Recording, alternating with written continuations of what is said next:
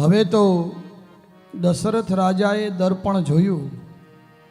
રામાયણમાં એમ કીધું એક સફેદ વાળ દેખાણો. આપણે તો આખું કાળું કરીએ ને પાછું વળી હવે તો શું શું ટ્રીટમેન્ટ થઈ ગઈ લ્યો. ખરેખર હમણાં 2 મહિના પહેલાં મને ખબર પડી કે ડૉક્ટર છે એ વાળની ટ્રીટમેન્ટ કરે અને આપણા જ વાળ છે એ પાછા એમાં ઉગાડે એમ. હરામ ક્યાં પૂગી ગયું પાછું બધું. મને એમ લાગે કે તેરા તુજકો અર્પણ, આપણા ને આપણા એ આપણે પાછા ચોંટાડે.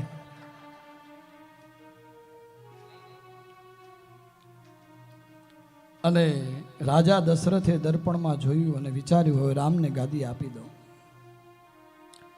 અને આમ પણ કીધું છે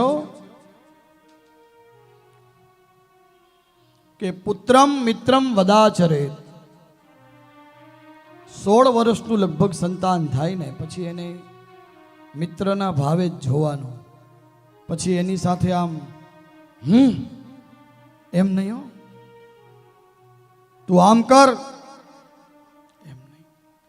પછી એને આપણે આમ ખંભા સાથે હાથ મિલાવી અને બોલ બેટા શું કહેતો તું, લખ્યું છે આમાં. પછી એની સાથે મિત્રનો વ્યવહાર કરવો. એટલે 16 વર્ષનો દીકરો હોય તો એને કાંઈક કહેવું હોય ને તો એના પિતાને કહે, ને દીકરી હોય ને તો એની માને કહે કે માં મારે આ જોઈએ છે કે આ જોઈએ છે. નહીં તો શું થાય ખબર? ગુંગળાઈ જાય ખબર ને, અંદર અંદર મૂંઝાયા જ રાખે. અને અત્યારના જનરેશનમાં તો બહુ પ્રેશર નહીં હો. વારંવાર બેડરૂમનો દરવાજો ખોલીને જોવાનું નહીં ભણે છે કે નહીં. હા, એ ભણતા જ હોય.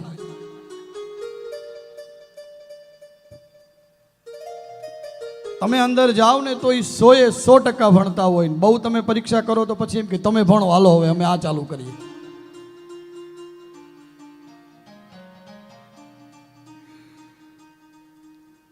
એટલે રાજા દશરથે નક્કી કર્યું હવે કે રામને ગાદી આપી દેવી છે. વશિષ્ઠ મુનિ આવ્યા છે, ત્યાં બોલાવ્યા છે. મુહૂર્ત પૂછ્યું ત્યારે કીધું રામ જે દિવસે ગાદીએ બેસે ને એ મુહૂર્ત. કીધું નહીં ઓલું. દેવતાઓને ચિંતા થઈ છે અને વિઘ્નેશ્વરીને બોલાવ્યા. મંથરા દ્વારા કઈને સમજાવ્યું. વિઘ્નેશ્વરી દેવી આવ્યા મંથરાના મગજમાં, હો યાદ રાખજો. અને મંથરાએ કેવું પડ્યું. મંથરા આવ્યા છે ને કઈને કાન એટલા બધા ભરી દીધા ને. કઈના કાન કોને ભર્યા હતા? બોલો જોઈએ જોરથી, બરાબર ને? એટલે બહુ ધ્યાન રાખવું આમાં. કાન ભરવા વાળા બહુ હોય,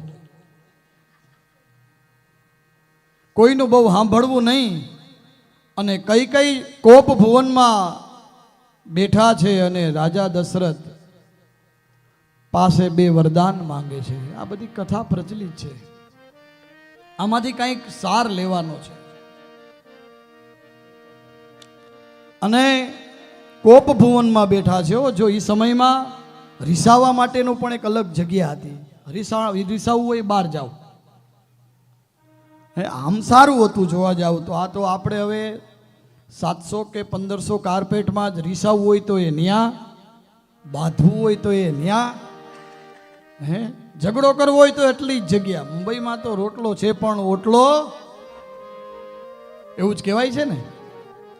ઝઘડો કરવો હોય તો એ આટલી જ જગ્યામાં કરી લેવાનો. ત્યારે તો જો રીસાવા માટે પણ કોપ ભુવન અલગ બનાવ્યું હતું. આપણે અમેરિકામાં છે ને કે તમારે કોઈને પૂછવું હોય રસ્તા ઉપર તો લગભગ કોઈ માણસ ન મળે એમ. અને ઘર છે લાંબા ડિસ્ટન્સ પર, કોઈ માણસ ન મળે. હવે તો મેપ થઈ ગયા એટલે વાંધો નથી, પણ પહેલા કેટલું બધું ડિસ્ટન્સ, એમાં કોઈ મળે નહીં તમને. અને કઈ કઈ કોપ ભુવનમાં બેઠા છે અને રાજા દશરથ આવે છે ત્યાં અને બે વરદાન માગે છે. પેલું રામને 14 વર્ષનો વનવાસ અને બીજું મારા ભરતને ગાદી. અને આપણા કવિઓએ સરસ શું વાત કરી છે હે હરો ભરતજી ભલે ને ગાદીએ આવે રે વનનો દે મારા રામને રે તારો ભરત ભલે ગાદી પર આવે પણ વન ના દે મારા રામને. ભરતને ગાદી આપી દ્યો એમાં મને કોઈ વાંધો નથી, દશરથજી કહે છે. અને આમ પણ એને શું કીધું હતું કે રામ મારો પ્રાણ છે. પણ સાચી વાત ત્યાં બીજી છે. શું વાત છે ખબર છે? આ કઈ કઈ અત્યારે વરદાન માંગી રહ્યા છે ઈ નથી, ઈ તો માંગી જ રહ્યા છે કે તારો ભરતજી ભલે ને ગાદી આવે વન નાદે મારા રામને. પણ ખરેખરમાં ઓલા શ્રવણના માતા પિતાનો શ્રાપ છે. એટલે કર્મમાં પ્લસ છે, માઇનસ નથી. કોઈ એમ કહે ને કે ભાઈ મેં 2 કર્મ ખરાબ કર્યા અને એની બદલીમાં સામે 2 સારા કર્યા તો સરવાળો બરાબર થઈ ગયો. સરવાળો બરાબર થતો જ નથી. ખરાબ કર્મ એની જગ્યાએ છે, સારા કર્મ એની જગ્યાએ છે. એમાં પ્લસ માઇનસ છે જ નહીં. હા, ખરાબમાં પ્લસ છે, એમાં માઇનસ નથી. એટલે કર્મ કરતા વિચારજો. તારા મનને રે ફાવે તે બીજું માગી લેજે રે વન ના દે મારા રામને હો. તારા મનને રે ફાવે તે બીજું માગી લે ને રે વનનો દે મારા રામને રે. બીજું કઈ તારે ઈચ્છા હોય તો તું માગી લે અને હું આપવા માટે તૈયાર છું. ખૂબ સમજાવ્યા પણ માયના. અવિચારી નાગણ તું સિદ્ધને સતાવે. અવિચારી નાગણ તું તો એ સિદ્ધને સંતાપે રે કલેજામ વાગે અમને ગટારી રે વનનો દે મારા રામને રે. ખૂબ કોશિશ કરી પણ કઈ માનતા નથી હો. અને આમ તો એવું કહેવાય છે કે સ્ત્રી હઠ, રાજ હઠ, બાળ હઠ અને યોગી હઠ. એ પછી એકવાર જો જીદે ચડી જાય ને એને પાછું વાળવું અઘરું થઈ જાય. એક સ્ત્રી હઠ કરે, એક બાળક હઠ કરે, એક રાજા હઠ કરે અને કોઈ યોગી હઠ કરે. યોગીનો હઠ તમે જોજો ને કાલ સવારે બાવો આવી છે ને. બાવા આમ તો આપણે ને ગીતાજી સંભળાવો તો બાવો થઈ જાય. ઘણા એમ નથી કહેતા કે ગીતાજી સાંભળવા જાતો નહીં તો બાવો થઈ જાય. પછી આપણે પૂછવું પડે તું કેટલા વર્ષે બાવો થયો? હજી નથી થયો, એટલા વર્ષથી સાંભળે છે. એમ સાંભળે કઈ બાવા થઈ જાય? પેલા તમને કદાચ ખબર નહીં હોય, કથા સાંભળવા જતા ને એટલે આપણા વડીલો એમ કહેતા નાના હોય તો તમે જાતા નહીં, હજી વાર છે.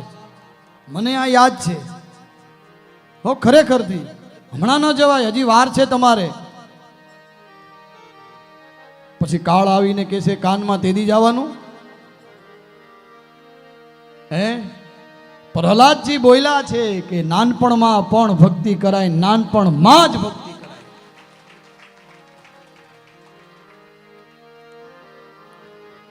અને કઈને ખૂબ મનાવ્યા માયનાની અને રાજા દશરથ જે છે ને ખૂબ ખૂબ સમજાવ્યા એ પછી રાજા દશરથ છે એનું મૃત્યુ થયું છે. ખૂબ મનાવ્યા, ખૂબ સમજાવ્યા, સમજ્યા નહીં ને આખરે રામ, લક્ષ્મણ અને સીતા વનવા વયા ગયા. આ બાજુ દશરથ રાજા મૃત્યુ ભાઈમાં છે અને બે ભાઈઓ મોસાડે છે. કહે રે પિંગલ રાજા રાણીને સમજાવે રે, મન નહીં રાણીને રાજા મરાવ્યો ગે રે, વનનો દે મારા રામને રે રેજી. ખૂબ ખૂબ ખૂબ સમજાવ્યા હે. રાજા મૃત્યુ પામ્યા છે. પછી તો એવું કહેવાય છે સુમંત આવ્યા, રામ વનમાં ગયા, લક્ષ્મણ સીતાજી બધા જ વનમાં ગયા છે. દશરથ રાજાનું મૃત્યુ થયું છે.